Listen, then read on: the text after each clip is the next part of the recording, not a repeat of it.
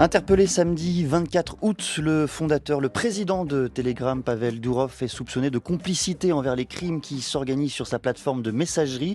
Quelle est la responsabilité de ces intermédiaires techniques? Quelle est sa responsabilité personnelle? Et cette arrestation est-elle une attaque contre le chiffrement des applications et la liberté d'expression? Pour en parler, deux invités, pour en débattre même. Michel Séjean, bonsoir. Bonsoir. Vous êtes professeur de droit à l'université Sorbonne Paris-Nord, enseignant-chercheur en droit de la cybersécurité.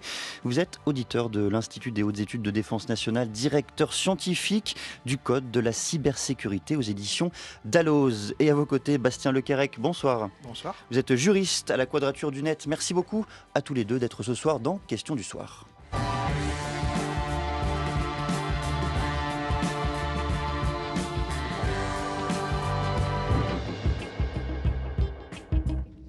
Et avant d'entrer dans le détail de vos positions, question courte, réponse courte, est-ce que vous êtes choqué, marqué, embêté, Michel Séjean, par l'arrestation récente? On rappelle d'ailleurs qu'il vient d'être libéré, mais par l'arrestation de Pavel Durov. Moi, je me réjouis de cette arrestation parce qu'il me semble qu'elle était attendue depuis longtemps, à partir du moment où on continue d'avoir des chaînes qui proposent de la pédopornographie en toute impunité. Et pour moi, cette arrestation, elle va nous permettre de distinguer clairement la liberté d'un côté et l'impunité de l'autre. Bastien Lequerec, il me semble que vous êtes plus tempéré sur ce point.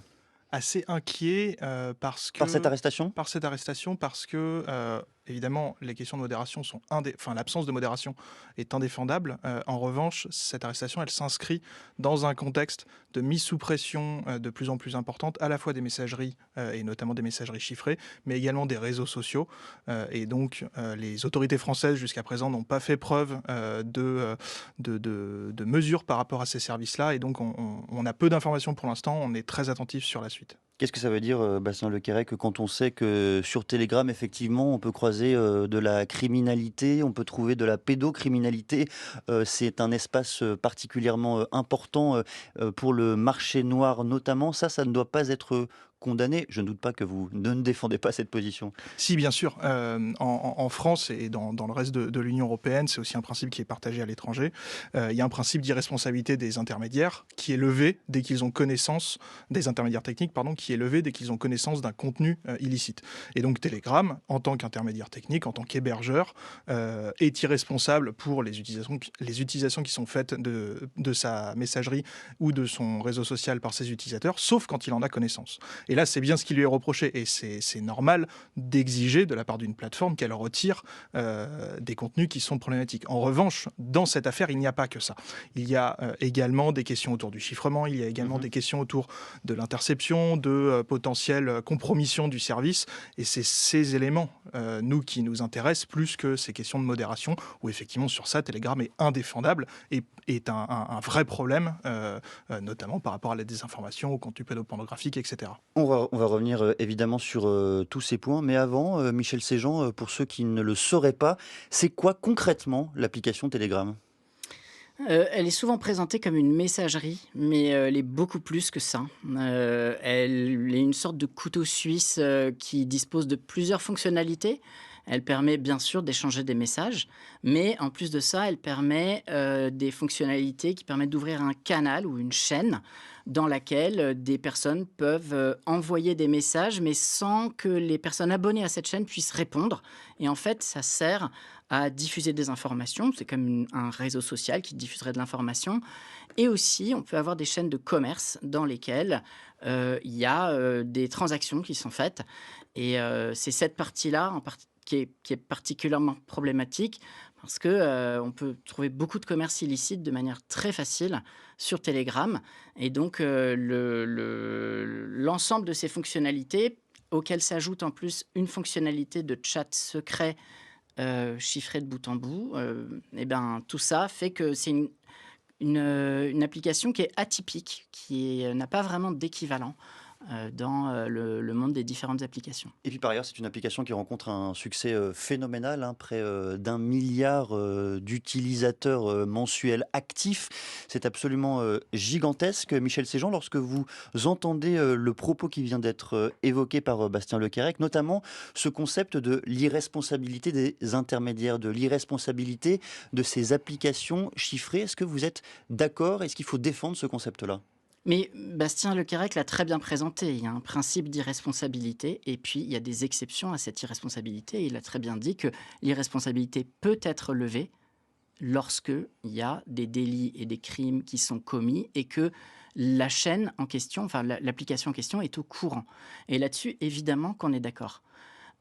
Évidemment aussi que moi je pense que des vigies comme la Quadrature du Net sont indispensables parce qu'elles font un travail qui est un travail de très grande vigilance dont on a besoin. Et l'actualité montre qu'on a besoin de contre-pouvoirs à tous les étages. Donc moi, je suis très content de parler aux côtés de Bastien Le Callennec. Maintenant, on a quelques points de divergence qu'on va certainement être amené à évoquer.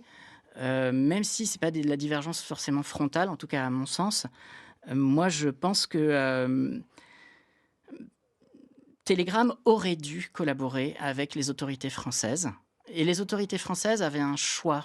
Elles pouvaient soit décider, parce que la loi les y autorise, de fermer Telegram. Mais ça a déjà été tenté au Brésil et en Espagne, et peut-être même dans d'autres pays, mais moi je connais bien le cas Brésil et Espagne. Et les deux pays ont été obligés de rétro-pédaler, parce que ça, c'est contraire à la liberté d'expression. Et les autorités françaises n'ont pas fait ce choix pour éviter justement le grief d'atteinte à la liberté d'expression. Et je pense que c'est une très bonne chose de ne pas avoir fermé Telegram. Maintenant, Je vais elles juste ont... faire Oui, réagir allez-y. Bastien Le Callennec sur ce point précis. Quelle est votre position justement? Est-ce que Telegram aurait dû collaborer effectivement avec les autorités françaises? On sait que depuis la création, depuis l'existence de Telegram, j'allais dire, une loi d'airain, Telegram refuse de collaborer avec l'ensemble des autorités, qu'elles soient nationales et internationales. Alors, comme l'a dit Michel Séjean, il y a deux aspects dans Telegram, et ces deux aspects sont en réalité assez opposés. Enfin, il faut les penser séparément pour bien comprendre l'affaire Telegram. On a d'un côté une fonctionnalité de messagerie interpersonnelle. Ce sont les messageries un à un. Ça Ou ressemble à avec, WhatsApp par exemple. Qu'on a exactement. tous, Les équivalents, c'est Signal, c'est WhatsApp, c'est un SMS ou un MMS de groupe. C'est exactement la même chose. Pour Telegram, il y a une fonctionnalité optionnelle de chiffrement. Parfois, on a dit c'est une messagerie chiffrée, cryptée, etc. Non, c'est pas vrai. C'est quelque chose d'optionnel, etc. Mais il y a donc cette fonctionnalité de messagerie interpersonnelle au sens du droit européen. Mais à côté, il y a tous ces canaux publics qui ne sont plus des messageries interpersonnelles, qui sont juridiquement parlant des réseaux sociaux au sens du droit européen. C'est le Digital Services Act qui encadre tout ça, qui a un peu toiletté le régime des intermédiaires techniques. Et aujourd'hui, Telegram est à la fois dans ces deux situations. Pour ses fonctionnalités de messagerie 1 à 1 et de groupe fermé, c'est une messagerie interpersonnelle. Pour les canaux publics, ce sont des réseaux sociaux. Or, les réseaux sociaux, les messages qui sont sur ces canaux publics, ils sont par définition publics. C'est là où le problème de l'absence de modération s'oppose à la loi. C'est-à-dire que quand un intermédiaire technique est notifié du contenu, du caractère illicite d'un contenu qu'il héberge, et donc pour être notifié, il faut que ça soit un contenu qui soit public, eh bien, il doit le retirer, et sinon il engage sa responsabilité. C'est ce que je disais tout à l'heure. Et donc là, on parle de la partie réseau social. Le problème, c'est que Telegram ne fait pas de modération sur sa partie canaux publics. Il ne fait pas de modération pour empêcher la diffusion massive de fausses informations, de contenus de grande criminalité, etc. Mais à côté de ça, il y a également cette partie messagerie chiffrée. Et parfois, on mélange un peu ces deux fonctionnalités, et à raison, et le parquet est le premier à le faire. Dans le communiqué de presse du parquet de Paris, qui donne des charges, qui liste les charges qui sont retenues contre Telegram, il ne dit pas si on parle de cette partie réseau social ou de cette partie messagerie interpersonnelle. Ça serait un très grand problème de retenir la responsabilité pénale de Telegram pour des messages qui sont émis sur la partie messagerie interpersonnelle. Parce que à part les destinataires de ces conversations interpersonnelles, personne ne peut notifier de tels contenus. Et donc, même si ces messages sont liés à des actes de criminalité par exemple? Une conversation privée, seul le destinataire et l'émetteur du message connaissent le contenu. On ne parle même pas de question de chiffrement. D'un point de vue respect du droit de la vie privée et du secret des communications, seules ces deux personnes peuvent avoir connaissance du message. Donc, un tiers ne peut pas avoir connaissance et signaler à Telegram le caractère illicite. C'est pour ça que on a une volonté, notamment européenne, de mettre de la surveillance de plus en plus intrusive sur cette partie messagerie interpersonnelle, parce qu'il y a effectivement des abus de temps en temps, mais c'est particulièrement attentatoire parce qu'on est dans un cadre privé. On est dans une conversation personnelle. C'est comme si on exigeait de la Poste qu'elle ouvre tous vos courriers pour vérifier que vous n'êtes pas en train d'envoyer certaines images. Et donc cette confusion-là des messageries interpersonnelles et de la partie réseau social, elle est problématique parce que quand on parle d'absence de modération, il faut bien rappeler que il faut oublier cette partie messagerie interpersonnelle et uniquement parler de ces canaux publics sur Telegram. Michel Séjean, une réaction? Mais là encore, moi, je suis assez d'accord avec ce que dit Bastien Lequerec. La partie information publique, il faut la modérer, c'est la loi. Et quand Telegram dit je ne veux pas modérer, ils confondent liberté et impunité. Et en avril, je me souviens d'une interview que Pavel Durov avait donnée à un média américain. L'une des rares interviews qu'il avait accepté de donner même. Exactement. Et il disait, moi, je suis libre, je n'aime pas recevoir des ordres de qui que ce soit. Et là, on a une vraie démonstration de ce que c'est que la conception de la liberté pour lui. La liberté, c'est l'impunité. Voilà. Il ne peut pas être puni pour quoi que ce soit qu'il fait parce que monsieur est libre. C'est pas notre conception de la liberté. Laisser des pédocriminels prospérer, laisser des sextapes d'adolescents être échangés pour de l'argent, laisser des trafics de stupéfiants essaimer dans tous les sens, en tout cas, là-dessus, on est complètement d'accord. Bastien l'a dit à plusieurs reprises. Il a dit, c'est indéfendable, c'est inadmissible.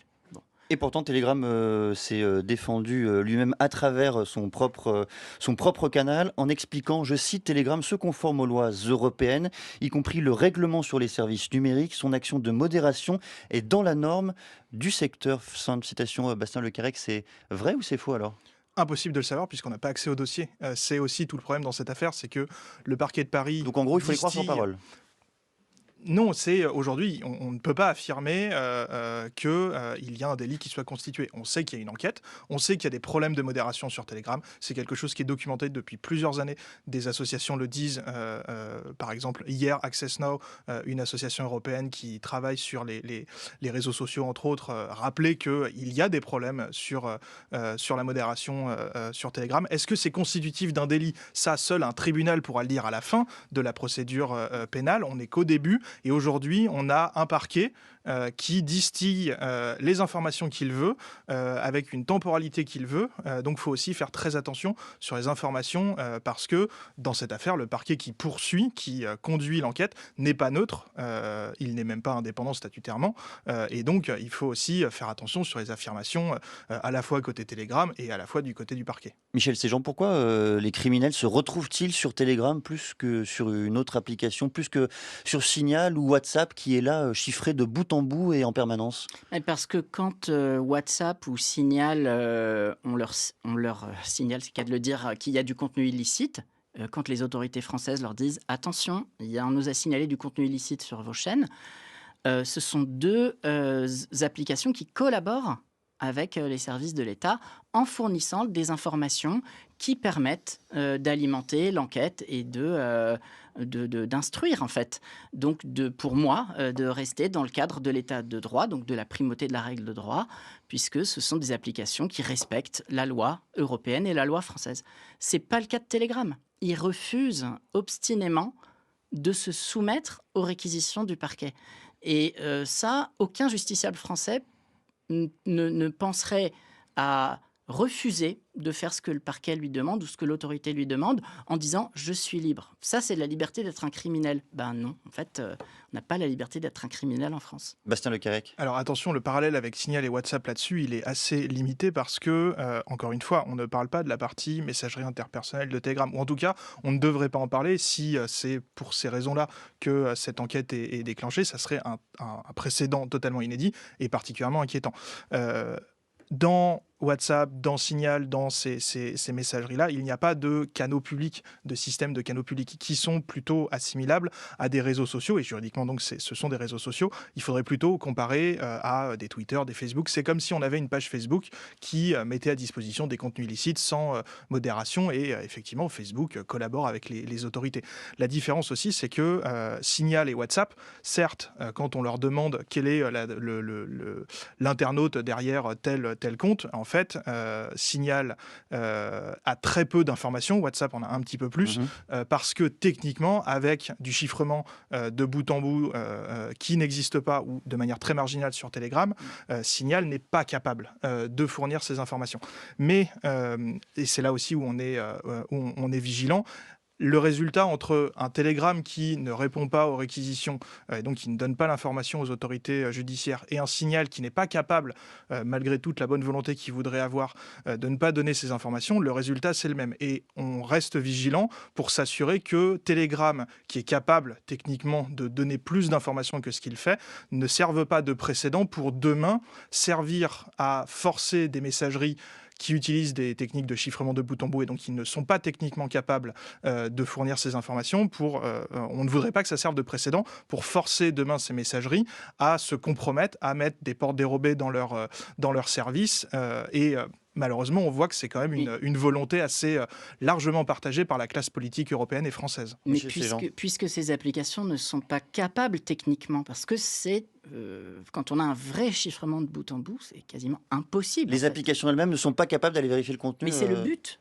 C'est le but. Là-dessus, moi, je suis vraiment favorable à ce qu'il y ait du chiffrement de bout en bout, sans possibilité par une ligne de code informatique qu'on appelle une porte dérobée, qui est qui relève un peu du fantasme, parce qu'en réalité, c'est hyper difficile de faire une porte dérobée. Moi, je suis vraiment favorable à ce qu'on ait des lieux de chiffrement de bout en bout dans lesquels on puisse avoir une vie privée qui ne soit susceptible d'aucune surveillance. Mais par contre, je ne vois pas où est le danger de s'attaquer à Telegram, puisque de toute façon, ça ne peut pas faire un précédent pour les applications qui, elles, ne seront jamais en capacité technique de faire plus que ce qu'elles font déjà. Allez, je voudrais qu'on revienne un instant sur une affaire qui avait fait date et qui explique peut-être une partie de la situation de Telegram aujourd'hui. C'est l'affaire EncroChat. On écoute un extrait de celle-ci. Il y a eu un vrai travail des enquêteurs belges, néerlandais et français en commun dans le cadre d'une équipe commune d'enquête soutenue par Eurojust sur des solutions encryptées téléphoniques qui ont permis d'aborder vraiment le spectre le plus haut de la criminalité européenne et au-delà mondial, si vous voulez. Donc c'est des applications particulières qui sont parues dans la presse sous les noms d'EncroChat et de SkyCC. Et en fait, les trois pays que j'ai cités ont travaillé en commun.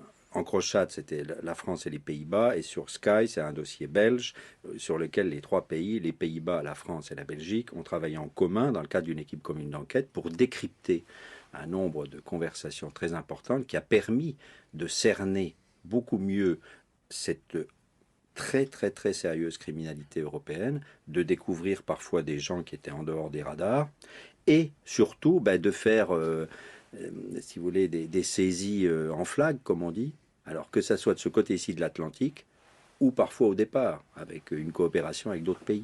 Les mots de l'ancien juge d'instruction, spécialiste de la criminalité organisée. Il était membre national pour la France à Eurojust. Alors, Bastien Le Carrec, vous qui êtes juriste à la Quadrature du Net, expliquez-nous de quoi il parlait. C'était quoi cette affaire EncroChat, comme il disait ? Alors, EncroChat, c'était un service de messagerie interpersonnelle qui permettait une confidentialité des messages avec une technologie de chiffrement de bout en bout. C'est-à-dire que la plateforme elle-même, comme Signal, comme WhatsApp, n'était pas capable de déchiffrer les messages. Seul le destinataire et l'émetteur du message pouvaient lire ce message techniquement. La gendarmerie nationale, avec la coopération de police européenne, a compromis l'ensemble de la plateforme parce qu'elle estimait que c'était une plateforme utilisée par la grande criminalité. Et donc, à partir de cette affirmation, elle a obtenu la possibilité de compromettre le service. C'est-à-dire que tous les utilisateurs et utilisatrices de cette plateforme, qu'ils soient en lien ou non avec de la grande criminalité, ont vu leur message pendant des mois être siphonnés par les services de police pour alimenter des procédures judiciaires. Il y a également cette affaire de SkyCC, c'est à peu près la même chose. Restons d'abord sur EncroChat. Quand on regarde les résultats policiers, les résultats obtenus par la gendarmerie, ils sont absolument positifs, j'allais dire, mais en tout cas du point de vue de la police et de la gendarmerie. 6500 personnes arrêtées, des millions de conversations interceptées, c'est vous qui le disiez, mais surtout des centaines d'assassinats et d'enlèvements évités. Est-ce que là encore c'est un échec, Michel Séjean?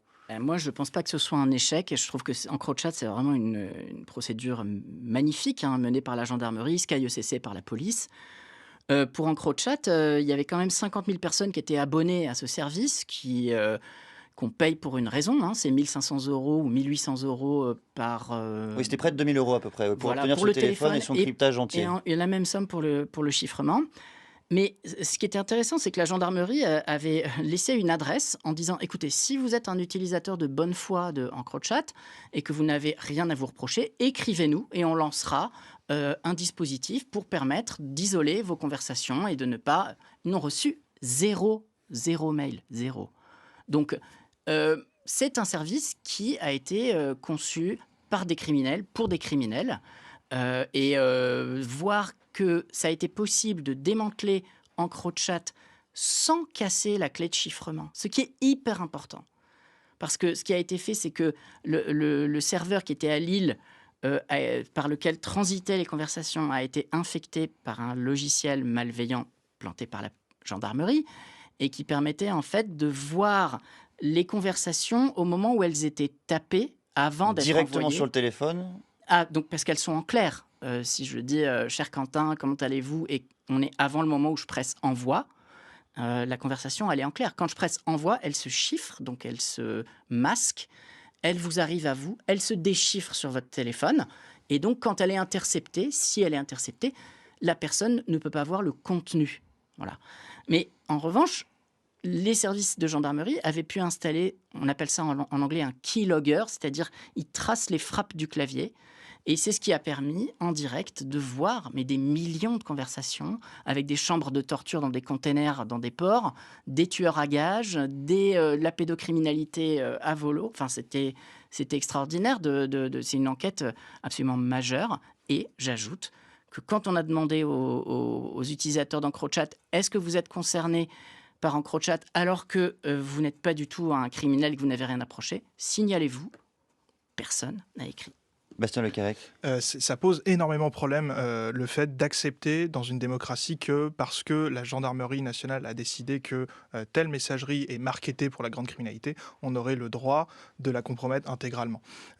Uniquement, l'affaire EncroChat, elle part de quelques affaires, notamment dans le port d'Anvers, où les policiers voient ces téléphones, parce que EncroChat c'était une messagerie plus des téléphones qui étaient modifiés, le micro était coupé physiquement par exemple, et donc la police s'intéresse à ces téléphones et sur la base du doigt mouillé, décide que EncroChat, c'est un service qui est massivement utilisé par la grande criminalité. Mais pardonnez-moi, je vous coupe, c'était sur le doigt mouillé ou c'était comme vient de le dire Michel Séjean, au fond, personne ne s'étant manifesté, tout le monde était criminel, effectivement, sur cette application. Mais on ne peut pas accepter dans une démocratie que, après avoir fait une interception de masse de messages, aller faire ce tri.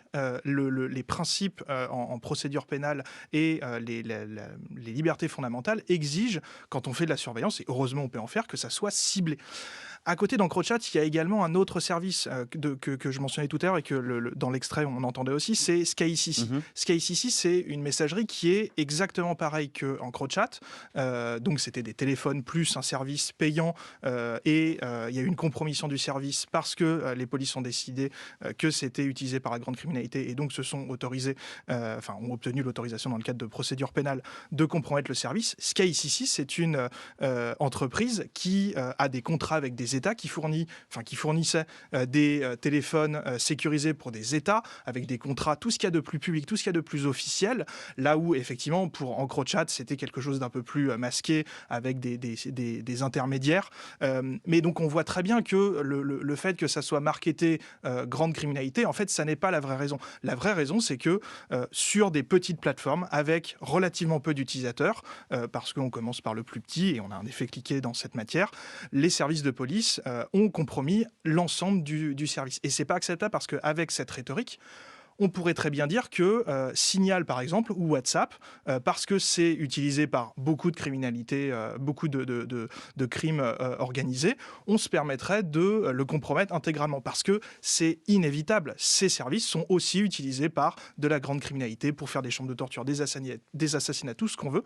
Ça n'est pas acceptable de compromettre l'ensemble du service parce qu'on se met en retrait de toutes nos règles protectrices en matière de liberté fondamentale. Michel Séjean, est-ce qu'on remet en cause nos principes lorsque la gendarmerie, lorsque la police interviennent directement sur ces plateformes en vue de lutter contre la criminalité ? Mais bon, moi, je ne pense pas que la gendarmerie ait marqueté telle application comme étant grande criminalité et donc on va la compromettre intégralement. Je pense que c'est pas ce que je constate du travail des gendarmes avec qui j'ai l'occasion de travailler régulièrement dans le cadre de l'IHEDN, puisque c'est ce qu'on a. En l'occurrence, vous le disiez vous-même, ils ont observé, ils ont récolté des Et millions pas et que des de la millions de gendarmerie conversations. française, mais pas que de la gendarmerie française, de dizaines de pays dans le monde qui aujourd'hui réclament aux Français des informations qui ont permis d'ailleurs de rééquilibrer certains rapports de force avec d'autres puissances qui s'étaient permis de nous faire faux bond dans des enquêtes communes, dans des équipes communes d'enquête et qui aujourd'hui sont à genoux pour nous demander des informations sur EncroChat parce qu'elles ont besoin de poursuivre tel et tel criminel. Et moi, je pense que c'est important d'avoir ça. Par contre, je ne crois pas du tout qu'il y ait un marketing qu'on se dise, bah voilà, alors elle est suspecte cette application et donc on va la compromettre intégralement. C'est pas ce qui s'est passé selon moi. En tout cas, on a une divergence de vue sur ce point-là. Et je pense que c'est pas du tout ça, une enquête de police ou de gendarmerie. C'est ce qui ressortait très Bastien clairement. Lequerec. C'est ce qui ressortait très clairement du premier communiqué de la gendarmerie. C'est pour ça que quand on a des informations qui viennent des services d'enquête, il faut toujours les prendre avec des pincettes parce que ces services ne sont pas par définition neutres dans l'affaire.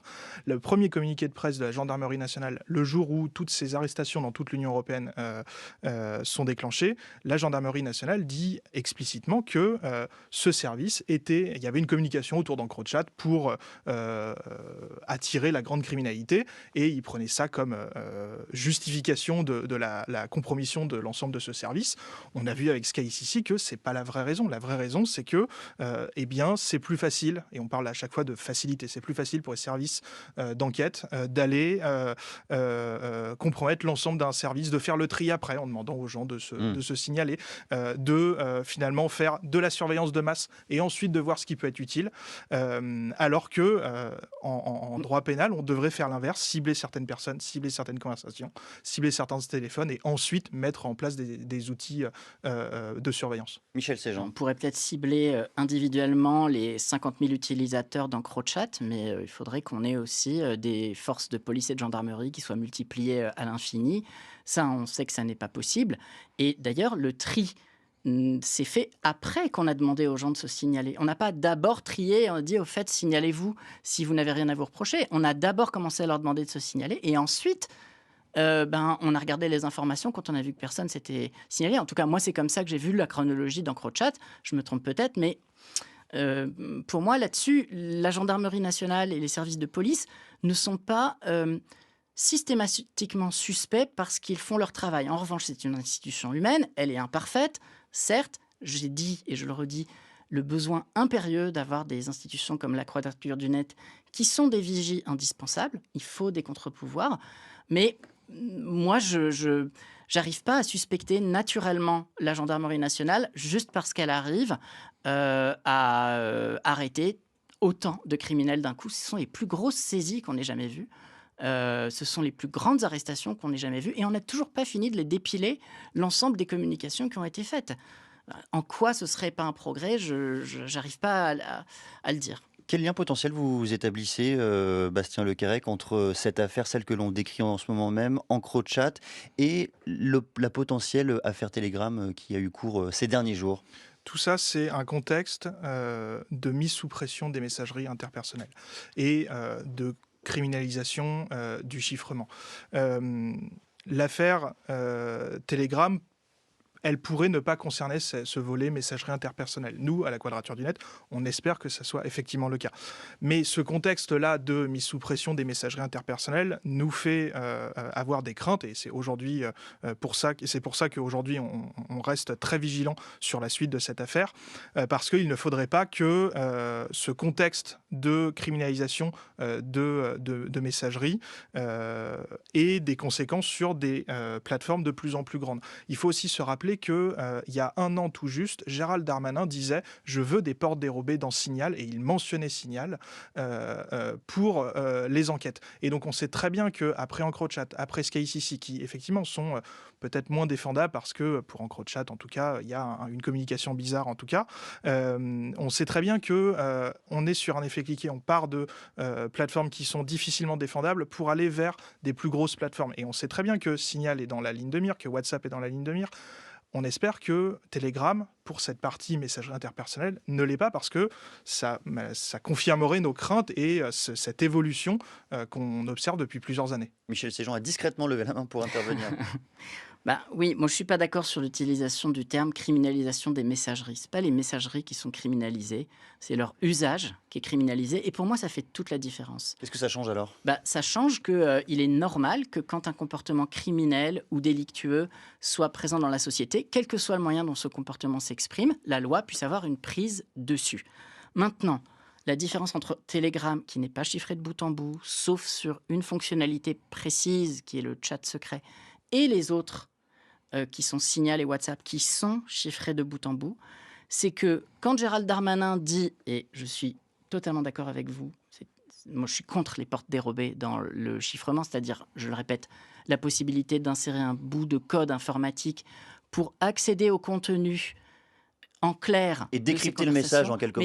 Mais en fait, ces portes dérobées-là, moi, pour le moment, je trouve qu'elles relèvent un peu du fantasme. Quand on a un vrai chiffrement de bout en bout, Signal ou WhatsApp vont vous dire, mais vous êtes gentil, mais moi, ou Proton, parce qu'on pourrait parler de Proton aussi, vont vous dire, mais je ne peux pas, en fait, mettre une porte dérobée. Vous ignorez ce que c'est que le chiffrement, je ne peux pas le faire. Et à partir du moment où ce n'est pas possible techniquement, je ne vois pas en quoi c'est une menace. Ça m'énerve quand Gérald Darmanin dit « on va mettre une porte dérobée », mais ça me rassure quand je vois que ses services lui disent « excusez-moi, monsieur le ministre, mais c'est pas possible, on ne peut pas le faire ». Il faut également inscrire, Bastien Le Callec, cette application Telegram dans son contexte géopolitique et international. Est-ce que l'application Telegram est utilisée comme un outil de propagande, notamment pour la partie russe, et notamment dans le contexte de la guerre en Ukraine ? Alors juste avant, je voudrais rebondir sur cette question de la criminalisation. Quand on compromet l'ensemble d'un service et qu'on ne fait pas de tri entre une personne qui a quelque chose à se reprocher, qui fait l'objet d'une enquête, et une personne qui n'a rien à voir avec des faits qui sont reprochés, ça veut dire que sa vie privée va être passée, va être niée. Et c'est les principes du droit qu'on remet en cause. Exactement. Également, pourquoi on peut parler en France de criminalisation des outils de chiffrement et des messageries de chiffrement qui font du chiffrement, parce qu'en France, on a eu un précédent très inquiétant l'année dernière, qui s'appelle l'affaire dite du 8 décembre. C'était une affaire d'association de malfaiteurs à caractère terroriste, dans lequel la DGSI, à l'origine de l'enquête, écrit elle-même qu'il n'y a pas de projet d'attentat découvert, mais elle essaie de créer une cellule terroriste. Et pour créer cette cellule terroriste, pour écrire ce récit, elle utilise le fait que les personnes mises en cause utilisaient des messageries chiffrées, notamment Signal, notamment Silence, une application que je développe. C'est pour ça que j'ai témoigné lors de ce procès pour expliquer que ça n'est pas possible. Et malgré tout, ces personnes ont été condamnées et dans le jugement, le fait qu'elles aient utilisé ces messageries est retenu pour caractériser un comportement clandestin et les sanctionner, alors que certaines ne se connaissaient pas entre elles, qu'aucun projet n'était démontré, et malgré tout, il y a eu une condamnation. Et ça, c'est particulièrement inquiétant. Ces petits éléments mis bout à bout fait qu'on a un contexte général en France et dans l'Union européenne qui est assez inquiétant. Autre point, je vais faire très rapide, la question des portes dérobées, techniquement, certes, s'attaquer au chiffrement juridiquement, c'est compliqué, mais en fait, on peut aussi le contourner. Et c'est ce que veut faire l'Union européenne avec un projet de règlement pour lutter contre les contenus à caractère pédopornographique, qui veut imposer aux messageries comme Signal, comme WhatsApp, comme Telegram, de contourner le chiffrement qu'elles mettent en place avec des sanctions si elles ne le font pas. Et donc, certes, c'est difficile de contourner le chiffrement de bout en bout, mais en fait, de compromettre le chiffrement de bout en bout, mais quand on le contourne, on revient à la même chose. Et ça, techniquement, c'est faisable, et ça serait dramatique pour nos libertés. Michel Séjean. Mais moi, je tiens à dire que je suis d'accord avec vous sur un point très important. C'est que on ne peut pas dire, parce que vous avez utilisé une application chiffrée pour converser, vous êtes suspect. C'est ce qui a été dit dans ce jugement-là. Vous avez raison d'être contre cette décision de justice. Et donc moi, je ne suis pas en train de dire que toutes les décisions de justice sont bonnes parce qu'elles sont conformes au droit. Ce n'est pas du tout ça le propos. C'est de dire que les autorités s'attaquent à une application en décidant qu'elle est criminalisée. Et ça peut paraître une discussion de mots, mais on sait tous les deux, Bastien et moi, que les mots sont très importants. Je ne pense pas que ce soit l'idée des autorités françaises. Et en tout cas, c'est clairement pas ce qui s'est passé dans l'affaire de Telegram. Encore une fois, revenons à la base. On demande à Telegram de modérer. Ils ne modèrent pas. Ils disent on est libre de ne pas modérer parce qu'on n'aime pas recevoir d'ordre, en fait. Et pendant ce temps-là, la pédocriminalité prolifère, le trafic de stupéfiants prolifère. Et moi, je serais vraiment choqué si les autorités françaises n'essayaient pas de faire quelque chose contre ça. Bastien Le Callec, en quelques mots, parce qu'il faut le mentionner quand même, la dimension géopolitique de Telegram, est-ce que c'est un outil aussi de propagande, d'influence étrangère, et notamment de propagande russe ? C'est pour ça que la Russie a très vivement réagi et s'est mise à défendre Pavel Durov. On a deux acteurs qui le défendent aujourd'hui, c'est Elon Musk, parce qu'il a cette conception de non-modération assez proche, et la Russie qui a vraiment peur de ces conséquences, parce que la Russie utilise massivement cette fonctionnalité de canaux publics pour faire de la propagande autour de la guerre en Ukraine. Et si on fermait ces canaux, ça serait un vecteur de propagande en moins pour les Russes. Et on sait très bien que dans une guerre, la guerre informationnelle est très importante. Donc c'est aussi... Mais dans ce cadre-là, alors est-ce que c'est pas normal que la France, les autorités françaises s'y intéressent et convoquent Pavel Durov à son arrivée à Paris ? C'est pas ce qui ressort du communiqué de presse du parquet de Paris. Ce qui lui est reproché, c'est sur la partie modération, c'est des questions de complicité sur de la pédopornographie, de la grande criminalité. On ne parle pas de ne pas avoir identifié les utilisateurs, on ne parle pas de ne pas avoir lutté contre la désinformation.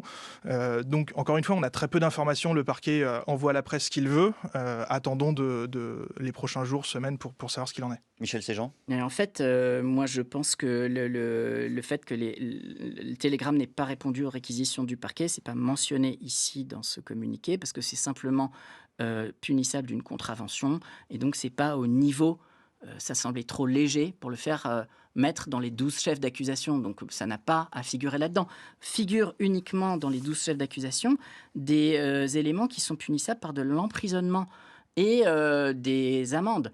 Donc, la non-réquisition, enfin, le défaut de réponse aux réquisitions du parquet, pour moi, n'a pas à figurer dans le communiqué de presse parce que c'est juste trop léger pour quelqu'un comme Pavel Durov. Mais c'est pas grave. Ça signifie pas que ça va pas être reproché plus tard. Merci à tous les deux d'être venus débattre au micro de France Culture sur ces applications cryptées, leur impact sur notre sécurité, sur nos libertés publiques. Également, Michel Séjean, je rappelle que vous êtes professeur de droit à l'Université Sorbonne Paris-Nord.